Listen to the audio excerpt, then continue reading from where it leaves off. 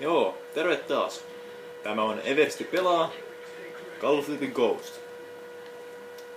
Nyt mennään tällaista mappia nimeltänsä Strike Zone. Pelimuoto Cranked. En oikein tiedä millaisia ajatuksia minulla on siitä. Pari kertaa pelattu. Olen kuitenkin aika hämmentynyt. Niin. Ideanahan on tappaa pelaajia. Ja aina kun on saanut tapettua joku pelaaja, tulee 30 sekunnin ajastin.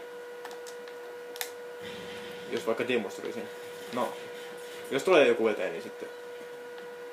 Niin. Sitten pitää kerätä lisätappoja, että niin kun tätä aikaa saataisiin niin kun anteeksi. Kielelliset virheeni. Niin.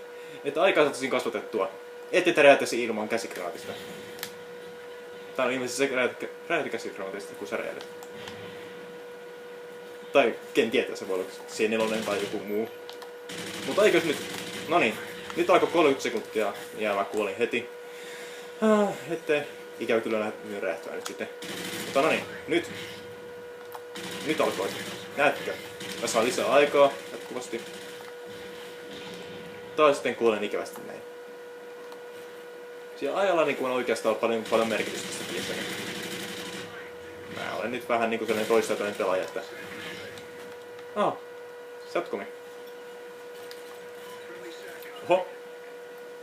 Tää pikku veijari. Paras pysyä erossa siitä. Noniin.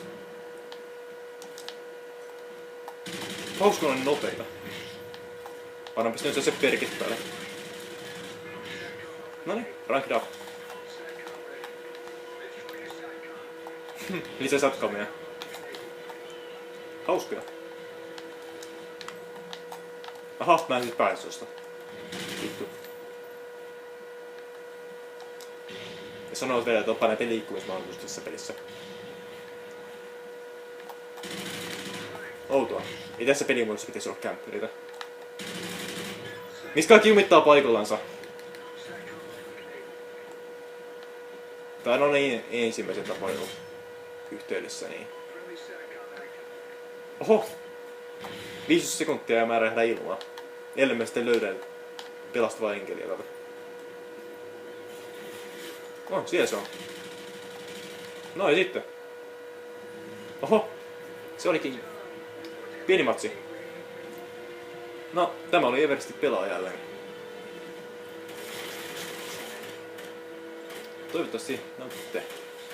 Katsotaan vielä statsit yhdessä. Selvä.